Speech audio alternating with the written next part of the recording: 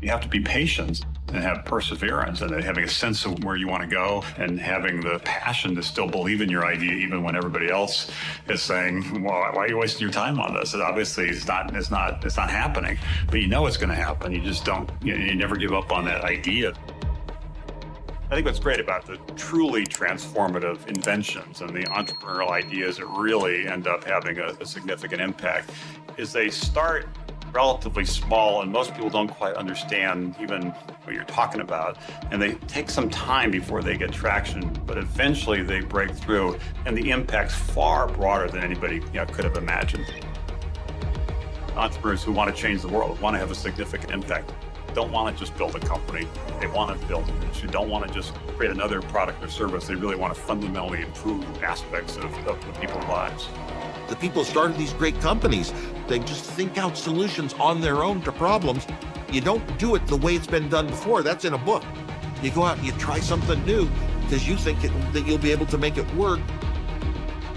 The great business icons, it's not that they were worth hundreds of millions or billions or trillions of dollars, is that they moved society forward. Whatever their motivations, whatever it was, they being here and their lust for success, for power, for money, for fame, moved us forward.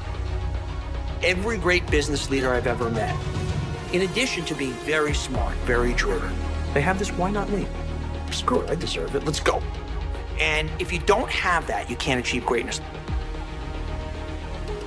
With all the great entrepreneurs, it was a mix of believing in an idea, but they also recognized that they had to do some things to take that idea and make it real. It probably comes early in an entrepreneur's life where you realize you're willing to do things in the business world that other people aren't willing to do.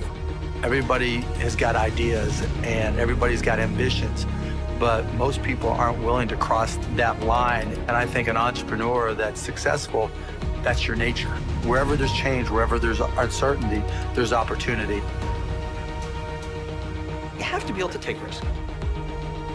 You can't have greatness in anything without putting it on the line. Otherwise, everybody would have it. If there was no loss, if there was no chance of tremendous failure or tremendous setback, you can't have the upside. There is no success without risk-taking. And I think that is actually what distinguishes the captains of industry from others. You have to be smart, you have to have vision, you have to have all of these different things. But the most successful people are the people that had the right idea but never, ever quit or gave up. The people that really succeed in life are those that don't quit. People react to failure in one of two ways. Either they get scared and give up, or they take that failure that as a learning experience, and they kind of use that experience to redouble their efforts. I guarantee if these guys were alive today, they wouldn't be telling you about their successes. They'd be telling you about their early failures or the places they almost failed. That's the great motivator, and you have to be able to embrace that. If you can't embrace both failure or the possibility of failure or the tremendous fear of failure, you can't be wildly successful. It's an axiomatic truth. One striking thing about Carnegie, and this is true of the great entrepreneurs, they're willing to take risks. They're willing to roll the dice and bet, in later days, the whole corporation, or in this case, bet his career. Most people are too busy looking on the outside to really check what their barometers say inside. So as an entrepreneur, if you look inside, you'll find things that they all need that could become immensely popular if someone had the courage to promote it or to build it.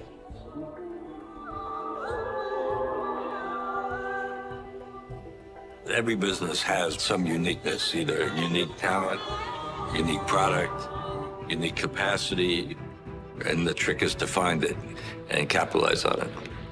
You're always looking for the next innovation, the next niche, the next product improvement, the next service improvement. You're always trying to get better.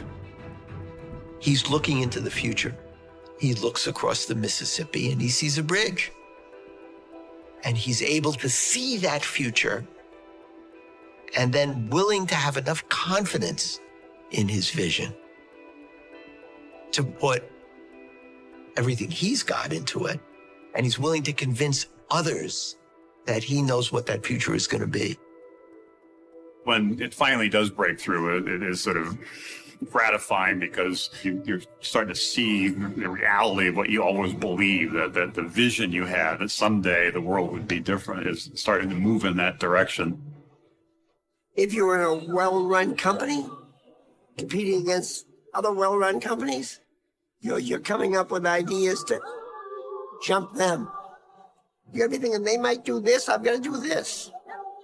Business, in the end, is understanding the playing field. Tell me who's on it, what their strengths are, what their weaknesses are, and what is your checkmate play to top them and nail them. And so you're always in that competitive game.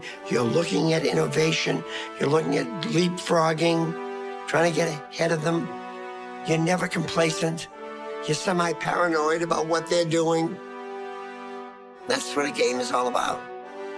Oftentimes I'm asked, do you have to be ruthless to be very successful? And I say, you do not have to be ruthless, you have to be smart.